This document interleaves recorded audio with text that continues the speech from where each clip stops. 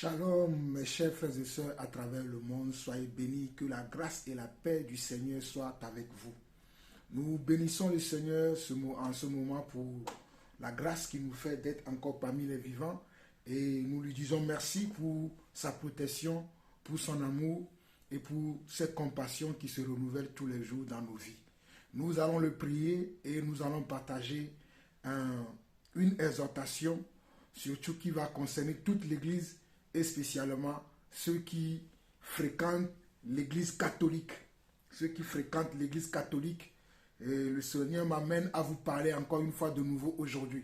Donc nous allons prier et nous allons entamer cette exhortation. Éternel notre Dieu, nous te bénissons, nous te rendons toute la gloire. Toi qui es notre Père, toi qui es notre Seigneur, toi qui es notre Sauveur, nous voulons te dire merci encore pour tout ce que tu fais dans notre vie. Nous voulons te dire merci pour ton souffle de vie. Nous voulons te dire merci pour ta parole qui nous conduit dans tes sentiers. Et nous voulons encore, Seigneur Dieu, que tu puisses nous amener à nous remettre en question si nous sommes véritablement dans tes voies ou si nous suivons simplement la masse ou tout homme qui parle en ton nom. Car ce que tu veux, c'est que nous puissions entendre ta voix. Ce que tu veux, c'est que nous puissions marcher selon ta parole. Ce que tu veux, c'est que nous puissions te ressembler. Et nos désirs, nos volontés, c'est de faire ce que toi tu veux, Papa. Voilà pourquoi je te prie encore, Seigneur Dieu, qu'au travers de cette exhortation, tu puisses ouvrir les yeux de nos frères et sœurs qui sont encore perdus dans les religions où il n'y a pas la vérité, qui sont encore perdus, qui sont encore des esclaves pour ces hommes impies qui les conduisent, Papa. Nous savons que toi, notre Dieu, tu fais toujours au-delà de ce que nous te demandons et que nous attendons. Reçois la gloire, l'honneur et la puissance pour des siècles, au nom de Jésus-Christ. Amen. Amen. Alors, mes chers frères et sœurs, nous devons faire attention par rapport à ce qui se fait aujourd'hui dans les milieux religieux, dans les milieux soi-disant, entre guillemets, dites chrétiennes. Et en tant que chrétien, je me sens concerné. En tant que chrétien, pourquoi je dis en tant que chrétien? En tant que croyant. Parce que le mot chrétien que tout le monde emploie aujourd'hui est apparu une seule fois dans la Bible et c'est dans le livre de Actes, chapitre 13, que ce mot est apparu pour la première fois. Mais aujourd'hui, les gens ne comprennent pas la signification de ce mot qui veut dire chrétien. Être chrétien veut dire c'est quelqu'un qui suit Jésus. Pour être plus simple, le mot être chrétien veut dire quelqu'un qui suit Jésus. Mais quand je vois ce à quoi on nous identifie, nous les chrétiens de nos jours, voilà pourquoi moi personnellement, je n'aime plus ce terme chrétien, mais je préfère utiliser le terme disciple, car je suis disciple. Je suis disciple du Seigneur. Et c'est le nom que le Seigneur Yeshua le Messie, le Seigneur Jésus-Christ que nous suivons, c'est le nom que lui-même il a donné à ses adeptes, à ses suiveurs, à ces personnes qu'il a appelées à le servir. Donc moi je m'approprie beaucoup ce mot que le mot chrétien. Alors, avant de poursuivre et aller plus loin, en tant que chrétien, j'ai le devoir de vous alerter. En tant que chrétien, j'ai le devoir de vous alerter quand je vois des choses qui sont non conformes aux Écritures. Je dis bien, en tant que chrétien, j'ai le devoir de vous informer lorsque je vois des choses qui sont non conformes aux Écritures, afin que nous puissions ensemble discerner ce que nous voyons, si c'est de Dieu ou pas. Et c'est à cela que nous allons nous atteler aujourd'hui, le 3 janvier 2023. Alors, pour continuer, je vous prierai de suivre avec moi cette vidéo. Je crois que je vais vous passer d'abord la vidéo et après nous allons le suivre encore ensemble sur un grand écran et je vais faire des commentaires afin que vous puissiez savoir que vous devez faire attention à l'Église catholique. L'église catholique n'est pas une église de Dieu. L'église catholique n'est pas de Dieu. Toi qui pries dans cette église, toi qui crois que quand tu es dans cette église, tu es dans l'église de Dieu, il faut que tu le saches, que cette église n'a rien à voir avec notre Dieu. Et la preuve, vous allez le voir dans cette vidéo. Regardez. Je suis venu dans ce monde pour donner la vue à ceux qui ne peuvent pas voir. Et aussi pour ôter la vue à ceux qui peuvent voir. Ai-je bien compris ta pensée? Selon toi, nous qui sommes des justes sommes aveugles. Flammas eius, Lucifer matutinus inveniat. Ille in quam Lucifer qui nescito casum, Christus filius tuus, qui regressus ab inferis, humano generis serenus iluxit, et tecum vivit et regnat in saecula saeculorum.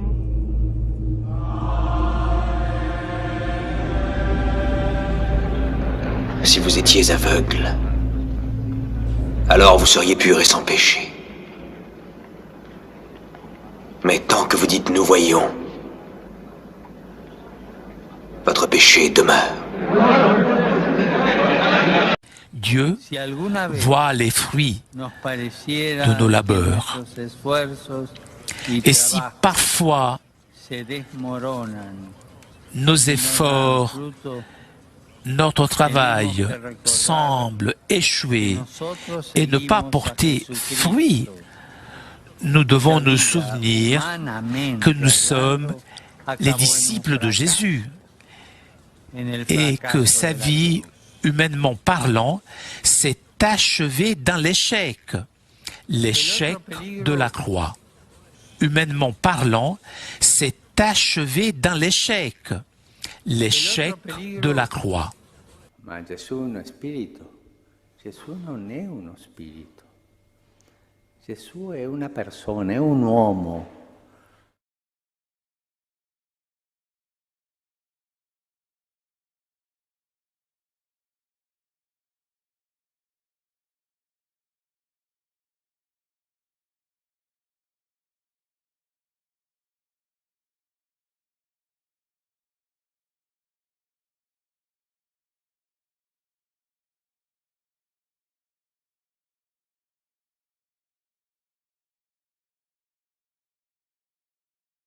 L'échec de la croix, l'échec de la croix.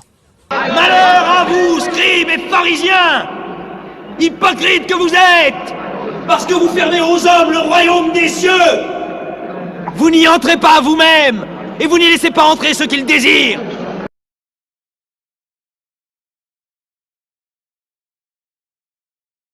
Talvolta capita di sentire qualcuno dire io credo in Dio, credo in Gesù, ma la Chiesa non mi interessa. Quante volte abbiamo sentito questo? Questo non va.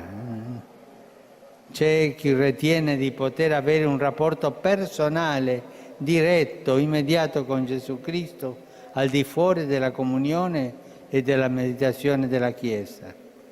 Sono tentazioni pericolose, sono tentazioni dannose.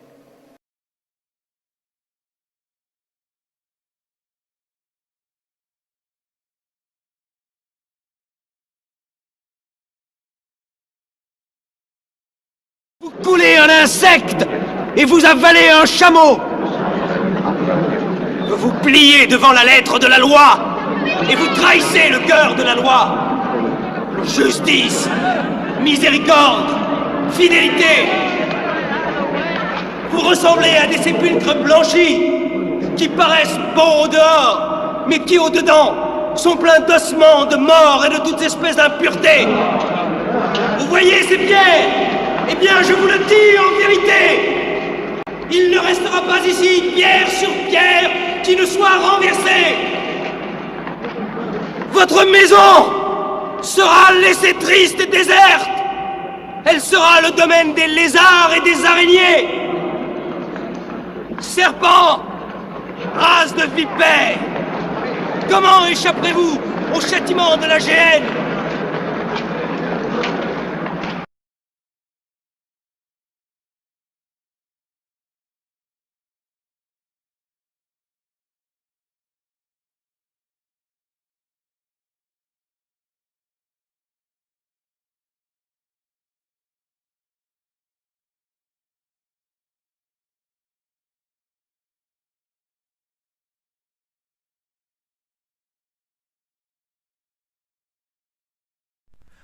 Alors, mes chers frères et sœurs à travers le monde, j'espère que vous avez suivi cette vidéo et que vous avez, en tout cas, et que vous l'avez bien suivi avec un discernement. Car les choses que je vais vous montrer dans les Écritures concernant cette vidéo vont vous éclairer. Si peut-être vous n'avez pas de discernement pour discerner les choses les meilleures de Dieu, à nous autres, le Seigneur a accordé sa grâce afin que nous puissions discerner sa volonté et que nous ne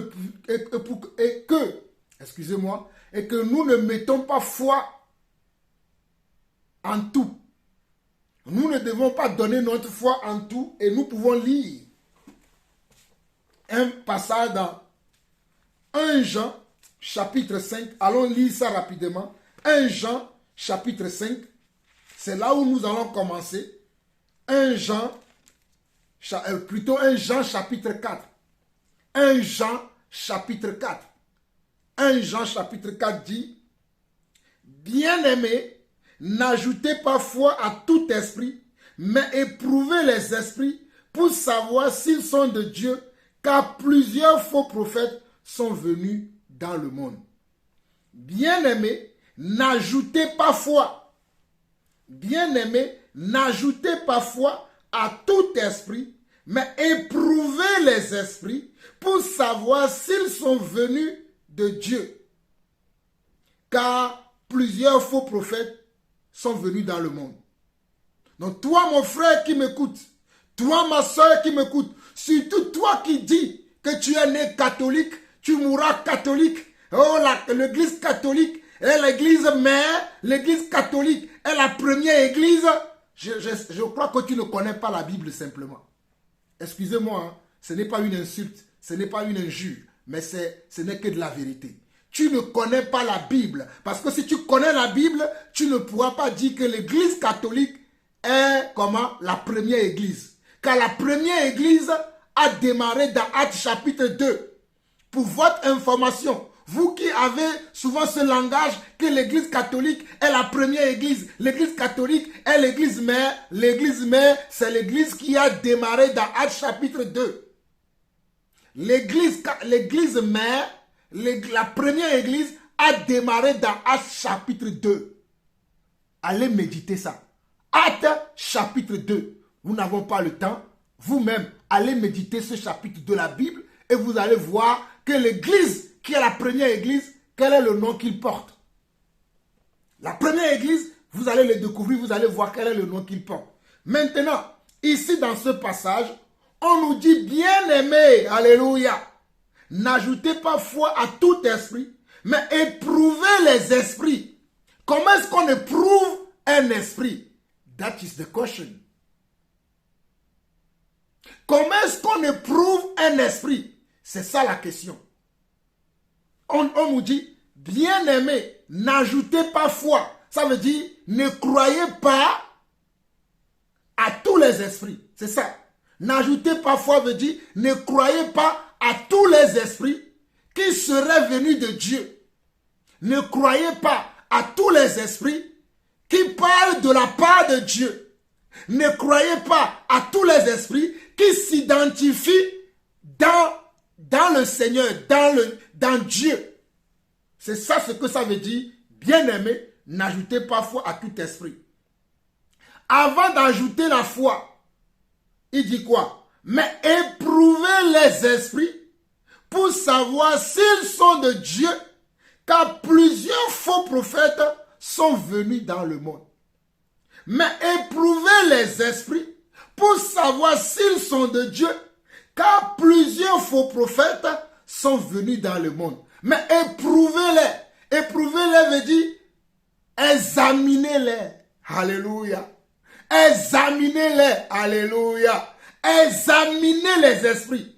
Quand on veut examiner quelque chose, on regarde la chose sur toutes ses formes.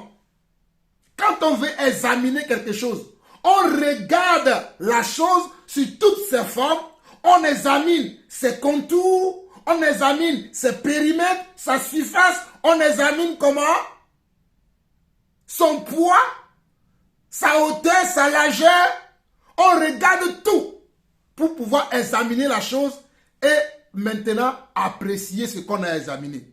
Faire des commentaires, donner un rapport par rapport à ce qu'on a examiné. Est-ce qu'on est d'accord? C'est ça, examiner. Quand pour examiner quelque chose, il faut bien regarder la chose. Et nous allons examiner ensemble cette vidéo que vous venez de voir. Permettez-moi de baisser un peu la caméra pour que la caméra soit sur la télé. Nous allons examiner ensemble cette vidéo. Permettez-moi. Allons-y maintenant. Nous allons examiner ensemble. Nous sommes dans l'examen.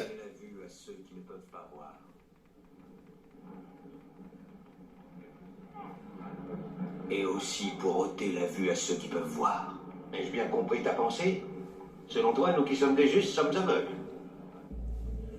Flamma Seius, Lucifer matutinus. Je vais encore régler un peu l'écran.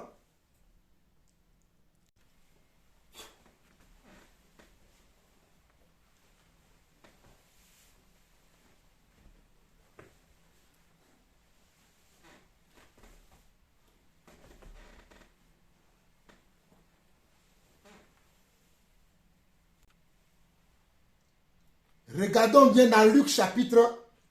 Regardons dans Luc chapitre 1. Luc chapitre 1, à partir du verset 16, on nous dit: au 6e mois, l'ange Gabriel fut envoyé par Dieu dans une ville de Galilée appelée Nazareth, auprès d'une vierge fiancée à un homme de la maison de David nommé Joseph. Le nom de la vierge était Marie. L'ange entrait chez elle et dit: je te salue, toi qui as une grâce, toi à qui une grâce a été faite. Le Seigneur est avec toi. Quel Seigneur? Dieu, bien sûr. Et il continue. Et non Lucifer. Verset 29. Troublé par cette parole, Marie se demandait ce que pouvait signifier une telle salutation. L'ange lui dit: ne crains point, verset 30 de Luc chapitre 1, car tu as trouvé grâce devant Dieu. Ne crains point, Marie, car tu as trouvé grâce devant Dieu. Ne crains point, Marie, car tu as trouvé grâce devant Dieu. Ne crains point, Marie, car tu as trouvé grâce devant Dieu. Ne crains point, Marie, car tu as trouvé grâce devant Dieu et non devant Lucifer. C'est devant Dieu que Marie a trouvé grâce. Toi qui te dis catholique, je suis né catholique, je mourrai catholique. L'église catholique est l'église mère. L'église catholique est la première église. L'église catholique est ceci, est cela, patati, patata, nanani, nanana, nonono, nononi. Aujourd'hui, sache que l'église catholique là n'est pas la première église. Et Jésus n'est pas le fils de Lucifer. Car celui qui parle à Marie ici, c'est Dieu. C'est Dieu qui parle à Marie ici. Nous continuons la lecture de la parole. La parole continue en disant au verset 31 au verset 33. Et voici, tu deviendras enceinte, et tu enfanteras un fils, et tu lui donneras le nom de Jésus. Et voici, tu deviendras enceinte, et tu enfanteras un fils, et tu lui donneras le nom de Jésus. Il sera grand et sera appelé fils du Très-Haut. Et le Seigneur Dieu lui donnera le trône de David son père. Il régnera sur la maison de Jacob éternellement, et son règne n'aura point de fin. Il régnera sur la maison de Jacob éternellement, et son règne n'aura point de fin. Mais qui est le roi de ce monde, dont le règne n'a pas de fin? Qui est le roi qui vit sur cette terre, dont le règne n'a point de fin? Récemment, même la reine d'Angleterre, alléluia, Imachandaramakora, même la reine d'Angleterre, son règne a eu fin. Si vous ne le savez pas, même la reine d'Angleterre, Élisabeth II, son règne a eu fin. Elle est tombée morte, elle est décédée. Avant elle, Ponce Pilate est décédé. Avant Ponce Pilate, tous les rois qui ont existé avant, même le grand roi Salomon est mort, il est resté dans la tombe, alléluia. Mais lui là, Jésus-Christ, mais lui l'agneau de Dieu, alléluia, mais lui le fils unique de Dieu, son règne n'a pas de fin. Voilà pourquoi il est appelé Dieu et il n'est pas Lucifer. Il ne peut jamais être le fils de Lucifer. Mais regardez, le blasphème dans la bouche de ce vicaire qui faisait l'homélie, qui faisait la prière tout à l'heure. Il a dit Lucifer est le fils de comment? Est le fils. Il a dit que Jésus est le fils de Lucifer. Jésus est le fils de Lucifer. Voyez-vous l'église que vous suivez? Sortez de cette église. Sortez de cette église pour sauver vos âmes. Nous continuons. C'est très important. Nous allons continuer la vidéo. Parce qu'il y a beaucoup de... Comment vous pouvez croire de telles choses? Dans Jean chapitre 1, merci Seigneur. Dans Jean chapitre 1, le verset 14, Jean chapitre 1, le verset 14, il est dit, Jean chapitre 1, écoutez ce que la Bible dit. Jean chapitre 1, le verset 14 est dit, et la parole a été faite chair, et elle a habité parmi nous, pleine de grâce et de vérité. Souvenez-vous que je vous ai dit que dans Jean 1, le verset 1, on nous dit qu'au commencement était la parole était avec Dieu, et la parole était Dieu. Et vers le verset 14, cette parole est faite chair. Cette parole est devenue une chair. C'est-à-dire, est devenue un homme. Elle a habité parmi nous, pleine de grâce et de vérité. Et si nous regardons dans Philippiens chapitre 2, nous sommes en train d'examiner les propos de ce soi-disant vicaire, de ce soi-disant représentant de Dieu sur la terre. Nous sommes en train d'examiner ce qu'il vient de dire. Si nous regardons dans Éphésiens chapitre 2, je dis Philippiens par contre, Philippiens chapitre 2, le verset 5 au verset 11, Philippiens chapitre 2, le verset 5 au verset 11, il est écrit, ayez en vous les sentiments qui étaient en Jésus-Christ, existant en forme de Dieu. On n'a pas dit existant en forme de fils de Lucifer, ni de Lucifer, mais on a dit qu'il existait en forme de Dieu. Alléluia. On a dit que mes frères, comment pouvez-vous suivre de telles églises, de telles religions? Comment pouvez-vous suivre de telles religions aujourd'hui? Il est marqué dans la Bible. La Bible que lit également ce vicaire-là, ce soi-disant représentant de Dieu là. Je lis dans la même Bible, dans Philippiens chapitre 2, le verset 5 au verset 11. Ayez en vous les sentiments qui étaient en Jésus-Christ, existant en forme de Dieu, il n'a point regardé son égalité avec Dieu comme une proie à arracher. Mais il s'est dépouillé lui-même. S'il n'est pas Dieu, comment pourrait-il se dépouiller lui-même? S'il n'est pas lui-même Dieu, comment pourrait-il se dépouiller? On nous dit, mais il s'est dépouillé lui-même en prenant une forme de serviteur, en devenant semblable aux hommes. C'est lui-même qui a pris comment la forme de serviteur pour devenir semblable aux hommes afin de nous donner un modèle à imiter, afin de nous donner un exemple, afin de nous donner un modèle à suivre. Verset 7 de Philippiens chapitre 2. Mais il s'est dépouillé lui-même en prenant une forme de serviteur, en devenant semblable aux hommes, et il a paru comme un vrai homme. Il s'est humilié lui-même, se rendant obéissant jusqu'à la mort même, jusqu'à la mort de la croix. C'est pourquoi Dieu, on n'a pas dit c'est pourquoi Lucifer.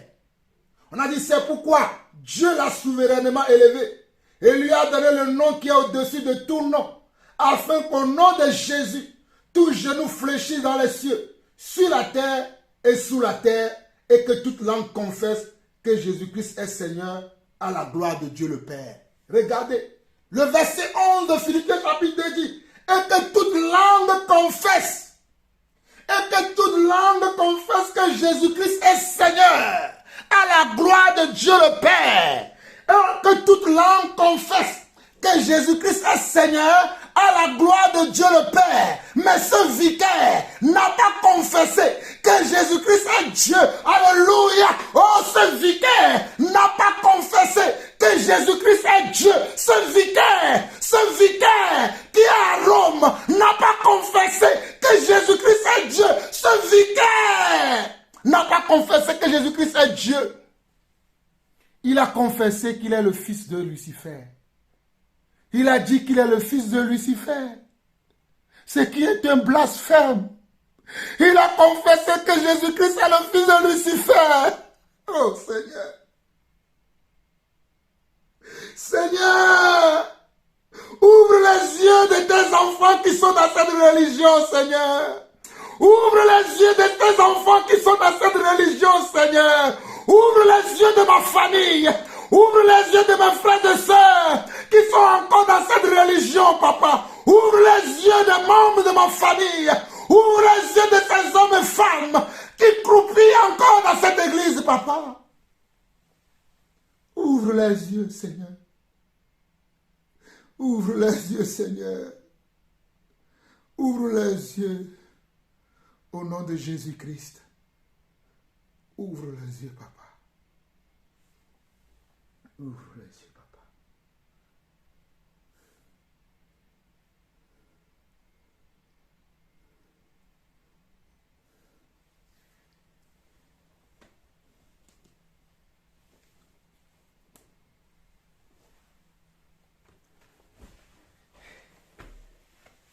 Regardons la vidéo. Regardons et nous allons revenir. Regardons un peu et nous allons revenir encore pour expliquer la réponse.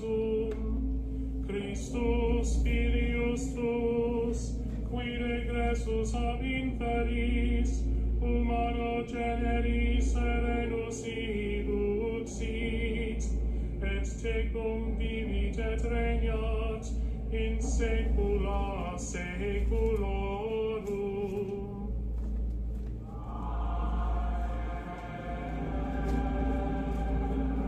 Si vous étiez aveugle, alors vous seriez purs et sans péché. Mais tant que vous dites « nous voyons », votre péché demeure. Dieu voit les fruits de nos labeurs. Et si parfois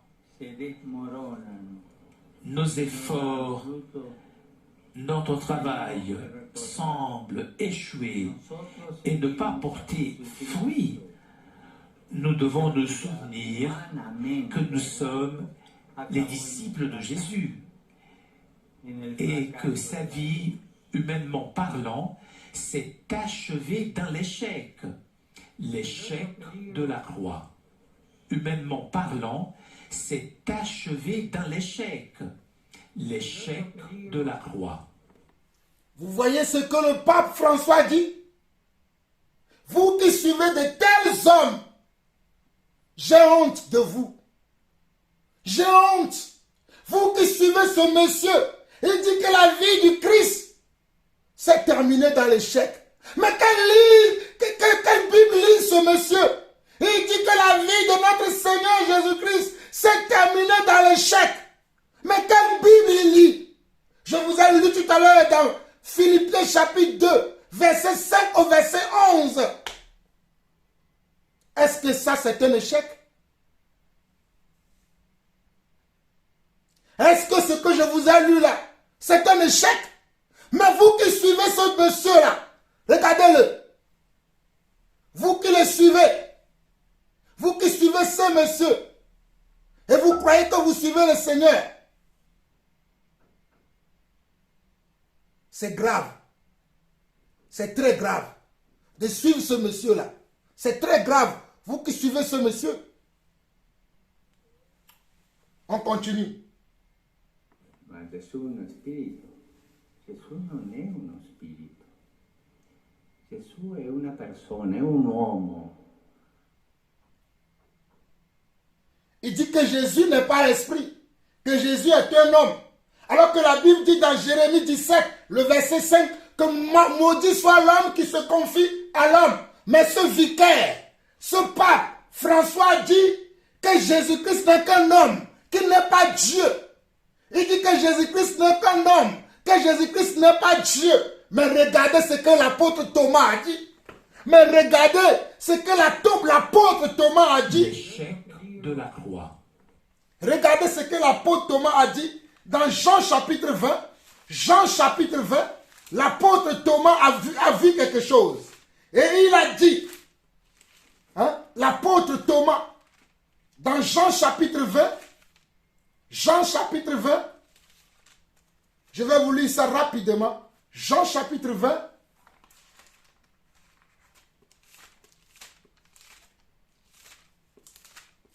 Jean chapitre 20, le verset 28, Thomas lui dit, mon Seigneur et mon Dieu. Jésus lui dit, parce que tu m'as vu, tu as cru. Heureux ceux qui n'ont pas vu et qui ont cru. Regardez, Jean chapitre 20, le verset 28, Thomas lui répondit, mon Seigneur et mon Dieu, mon Seigneur et mon Dieu. Thomas n'a pas dit, mon Seigneur le fils de Lucifer. Il a dit, mon Seigneur et mon Dieu, car nous avons un seul Dieu. Mais pour que vous puissiez comprendre, regardez le verset 24 au verset 29 de Jean chapitre 20 qui dit, Thomas appelé Didyme, loin des 12, n'était pas avec eux lorsque Jésus vint. Les autres disciples lui disent donc, nous avons vu le Seigneur. Ils n'ont pas dit que nous avons vu le fils de Lucifer. Ils n'ont pas dit que nous avons vu le fils de Lucifer. Mais ils ont dit que nous avons vu le Seigneur. Alléluia. Au verset 25. Mais il leur dit, si je ne vois dans ses mains la marque des clous, et si je ne mets mon doigt dans la marque des clous, et si je ne mets ma main dans son côté, je ne croirai point. 8 jours après, écoutez-moi très bien, 8 jours après, les disciples de Jésus étaient de nouveau dans la maison et Thomas se trouvait avec eux. Jésus vint, les portes étant fermées, se présenta au milieu d'eux et dit, la paix soit avec vous. Puis il dit à Thomas,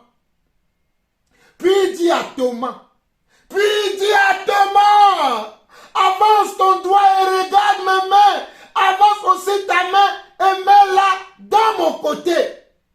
Et ne sois pas incrédule, mais crois. Regardez bien Jean 20, le verset 27.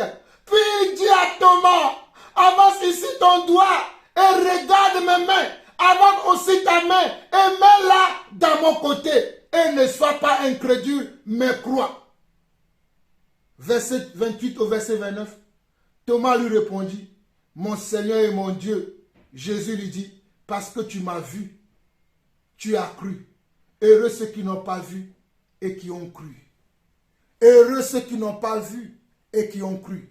Heureux ceux qui n'ont pas vu et qui ont cru. Toi mon frère, toi ma soeur, qui n'a pas vu le Seigneur, mais qui croit, sois heureux, sois heureuse. Vraiment c'est terrible ce que cette église diabolique, satanique, enseigne en plein jour comme ça. en plein jour et personne ne se meut. Écoutez. Et que sa vie, humainement parlant, s'est achevée dans l'échec. L'échec de la croix. Humainement parlant, s'est achevé dans l'échec. L'échec de la croix. Jésus n'est pas l'esprit. Jésus est une personne, un homme. Quel blasphème! Quel blasphème de la bouche de ce soi-disant pape appelé François. Un blasphémateur comme lui là. C'est l'enfer qui l'attend. Cet homme va aller pourrir en enfer. Je dis bien le pape François va aller pourrir en enfer. C'est l'enfer qui l'attend. C'est un homme impie. C'est un rebelle. C'est un antéchrist. C'est l'enfer qui l'attend. C'est un antéchrist cet homme que vous suivez. C'est un antéchrist le pape François que vous suivez. L'échec de la croix. L'échec de la croix. Malheur à vous, scribes et pharisiens, hypocrites que vous êtes, parce que vous fermez aux hommes le royaume des cieux. Vous n'y entrez pas vous-même, et vous n'y laissez pas entrer ceux qui le désirent.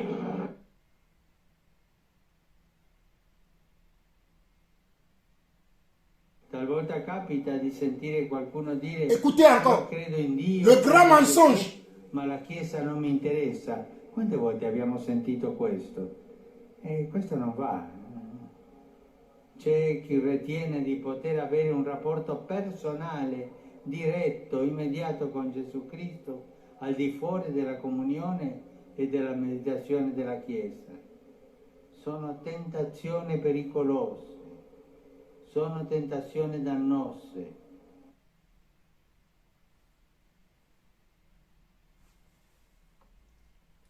Avez-vous suivi? Le pape François dit qu'on ne peut pas avoir une relation personnelle avec Dieu sans l'Église. Le pape François est en train d'affirmer, de confirmer, d'infirmer que nous ne pouvons pas avoir une relation personnelle avec le Christ. Mais pourquoi est-il mort à la croix alors? Il est mort à la croix et il est ressuscité le 3e jour afin que nous puissions avoir une relation personnelle avec Dieu et non avec une congrégation et non avec une église. Il est mort à la croix pour nous permettre d'avoir une relation avec lui. Il est mort à la croix pour nous permettre d'avoir une relation avec lui. Il est mort à la croix pour nous permettre d'avoir une relation avec lui. Mais ce pape est en train de dire que personne ne peut avoir une relation personnelle avec Dieu. Mais quelle Bible il a lu? Quelle Bible il a lu? Et c'est cet homme-là que vous suivez. C'est cet homme, ce monsieur, cet impie, cet antichrist, cet homme qui blasphème contre Dieu que vous suivez. Et quand nous parlons, vous nous traitez d'artardé mental. Traitez-moi de tous les noms que vous voulez. Mais vous aurez cette image-là, cette image de moi, en train de crier le jour-là, si jamais vous ne vous repentez pas, si jamais vous ne sortez pas de cette église, vous aurez cette image que vous voyez de moi aujourd'hui. Vous l'aurez tous les jours en visu. Et vous direz, si j'avais su. Vous direz, vous serez en train de mordre vos doigts. Vous serez en train de mordre vos doigts. Et vous direz, si j'avais su. Vous direz, si j'avais su. C'est pour cela que nous vous interpellons. Vous qui suivez cette église, vous qui suivez ce monsieur, vous qui suivez le pape, au lieu de suivre Jésus, vous qui suivez le pape, au lieu de suivre la parole de Dieu, vous qui suivez l'église catholique, au lieu de suivre le Seigneur. Il dit que personne ne peut avoir une relation personnelle avec Dieu. Dans quelle Bible il a lu ça? Alors qu'il est écrit qu'à cause de Jésus-Christ, le voile est déchiré, afin que nous puissions avoir maintenant accès auprès du Père. Parce que le voile a été déchiré, nous avons maintenant accès auprès du Père. Parce que le voile a été déchiré. Le voile qui existait dans le temple, ce voile-là a été déchiré par sa mort et sa résurrection afin que nous puissions avoir accès au trône de Dieu. Voilà pourquoi il a dit, Invoque-moi et je te répondrai. Jérémie 33, le verset 3. Jérémie 33, le verset 3. Invoque-moi et je te répondrai. Il n'a pas dit invoque l'église catholique. Il n'a pas dit invoque un pasteur. Il n'a pas dit invoque un curé. Il n'a pas dit invoque un vicaire. Il n'a pas dit invoque un pape. Il n'a pas dit eh Seigneur, ouvre les yeux. Il n'a pas dit invoque ceci ou cela. Il a dit invoque-moi le Père. Moi Yeshua le Messie. Moi Jésus-Christ de Nazareth. Invoque-moi et je répondrai. Mais cet homme, un criminel qui va aller en enfer, qui vous traîne derrière lui, vous dit qu'il ne peut pas avoir une relation avec Dieu sans passer par l'église. C'est ainsi qu'il vous dit aussi qu'il ne peut pas avoir le salut sans passer par l'église. Il ne peut pas avoir une bénédiction sans passer par l'église. Il ne peut pas avoir une puissance sans passer par l'église. Oh, que le Seigneur vous fasse grâce. Que le Seigneur vous fasse grâce. Que le Seigneur puisse faire tomber les écailles de vos yeux afin que finalement vous sortez de cette église. Moi qui vous parle là, je suis né également avec des parents qui croyaient dans cette église, qui suivaient cette église, jusqu'au jour où le Seigneur a fait tomber les écailles de mes yeux et je suis sorti de cette église. Donc si le Seigneur l'a fait dans ma vie, il le fera aussi pour vous, je le crois. Si le Seigneur m'a sorti du catholicisme, si le Seigneur m'a sorti des religions athéistes, moi aussi, je crois qu'il peut vous sortir également. Moi qui vous parle, oh alléluia. Si vous avez connu mon passé dans cette religion, vous saurez qui je suis devenu aujourd'hui. Mais malheureusement, beaucoup d'entre vous ne me connaissaient pas avant. Mais je vous dis la vérité, cette église ne vous sauvera pas. Cette église ne vous sauvera pas. On va regarder encore une dernière courte vidéo et nous allons conclure cet enseignement. Regardons encore une dernière partie et nous allons finir. Ce n'est pas possible de voir de telles choses. Diretto, immediato con Gesù Cristo, al di fuori della comunione e della meditazione della Chiesa. Sono tentazioni pericolose, sono tentazioni dannose.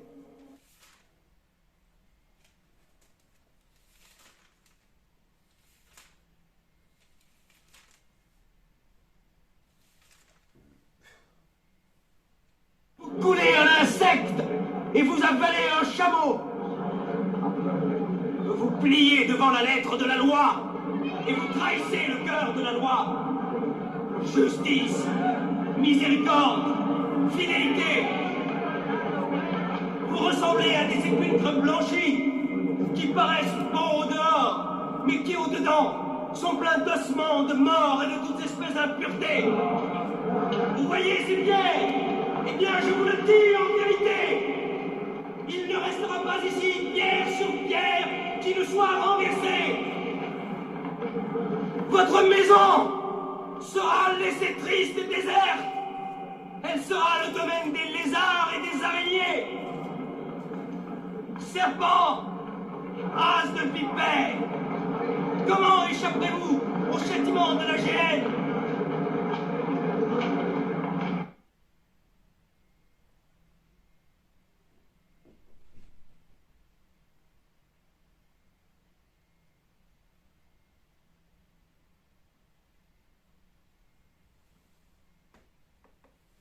Je ne sais pas si vous avez bien suivi, mais j'aimerais vous dire que dans Hébreux chapitre 7, le verset 22, on nous dit que Jésus-Christ est le quoi? Hébreux chapitre 7, le verset 22 dit, Jésus-Christ est par cela même le garant d'une alliance plus excellente. Jésus-Christ est par cela même le garant d'une alliance plus excellente. Et dans Hébreux 10, le verset 22, Hébreux 10, le verset 22, on nous dit, approchons-nous donc avec un cœur sincère, dans la plénitude de la foi, les cœurs purifiés d'une mauvaise conscience et le corps lavé d'une eau pure. Regardez, approchons-nous. On n'a pas dit approcher l'église, approcher les vicaires, approchez le pape, approchez le représentant de Dieu. Mais on a dit approchons-nous. Approchons-nous donc avec un cœur sincère, dans la plénitude de la foi, les cœurs purifiés d'une mauvaise conscience et le corps lavé d'une eau pure. Vous qui suivez de tels hommes, regardez, Jésus-Christ est le garant d'une alliance plus excellente. Et c'est pour cela que nous devons nous approcher de lui. Et Jésus-Christ a dit dans Jean chapitre 15, cet homme a dit qu'on ne peut rien faire en dehors de l'église. Est-ce qu'il a lu la Bible? On ne peut rien obtenir de Dieu en dehors de l'église. Mais il est un menteur. Puisque dans Jean 15, le Seigneur Jésus lui-même dit à ses disciples, tout ce que vous demanderez à mon nom, je le ferai. Je vais vous lire ça. Jean 15, rapidement. Jean 15, Jean 14,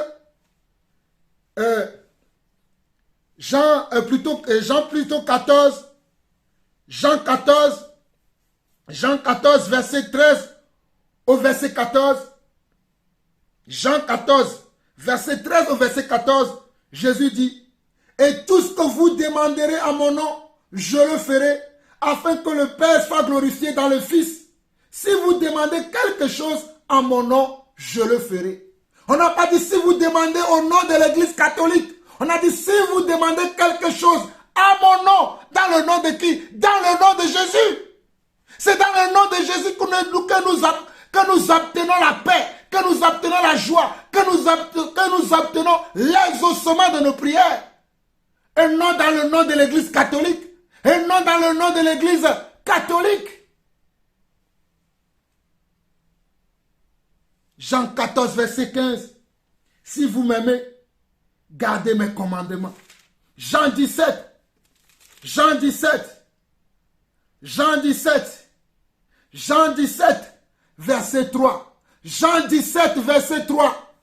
Je m'adresse aux catholiques qui suivent le pape, qui suivent les vicaires du Vatican, qui suivent Rome, qui suivent l'église catholique. Je m'adresse à vous. Jean 17, verset 3 dit, oh, la vie éternelle, c'est qui te connaît, toi, le seul vrai Dieu, et celui que tu as envoyé, Jésus-Christ. Oh, la vie éternelle, c'est qui te connaissent, toi, le seul vrai Dieu que tu as envoyé.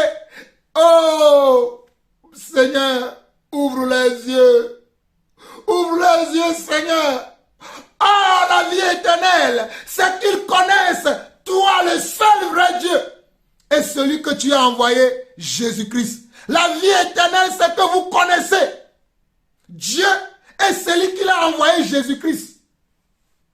La vie éternelle, c'est que vous connaissez Dieu et celui qui l'a envoyé, Jésus-Christ. Mais comment connaît-on Jésus? Comment connaît-on Jésus? Mais on connaît Jésus quand on garde sa parole. On connaît Jésus quand on garde sa parole. On ne suit pas les religieux, on ne suit pas les impies, mais on suit la parole de Jésus. Si tu dis que tu connais Jésus et tu ne suis pas sa parole, c'est l'enfer qui t'attend. Si tu dis que tu connais Jésus, mais tu suis les hommes impies, tu suis les hommes égarés, si tu suis les blasphèmes et les blasphémateurs, tu ne verras pas Dieu. Et nous allons terminer cette étude dans 1 Jean chapitre 2, dans 1 Jean plutôt chapitre 3, le troisième et le deuxième épître de Jean. Nous allons voir le chapitre 3 du deuxième épître de Jean.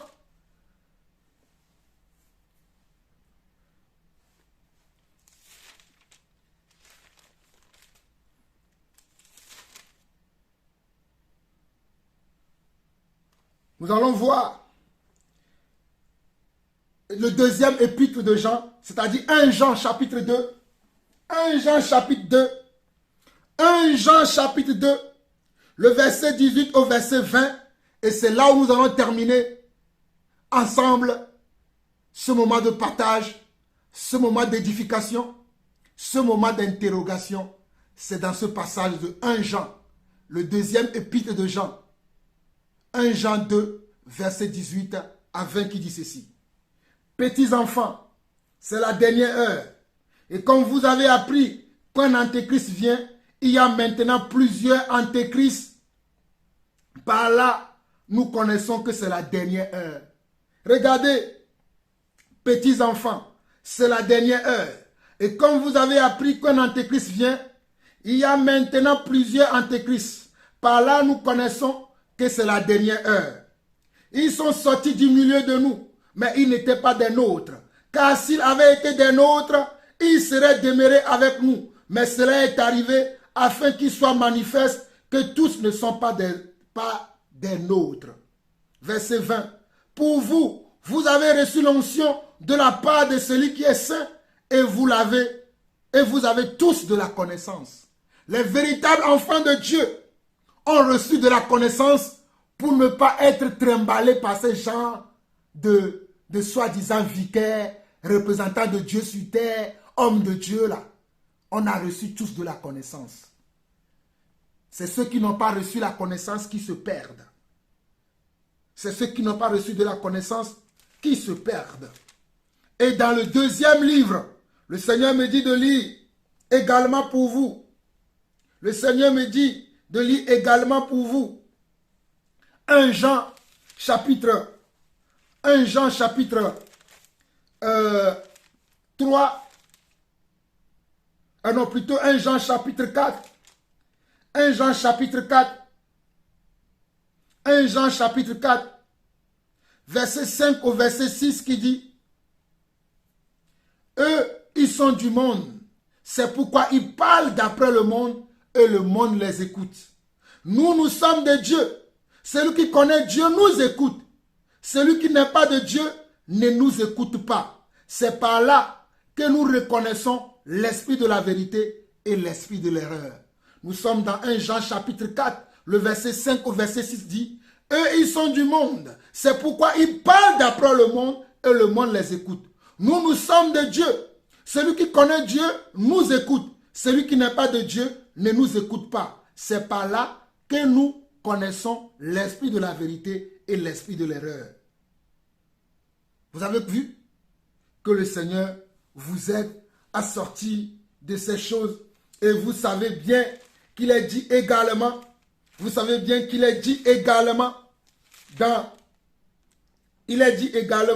dans le livre de 1 Jean chapitre 5, 1 Jean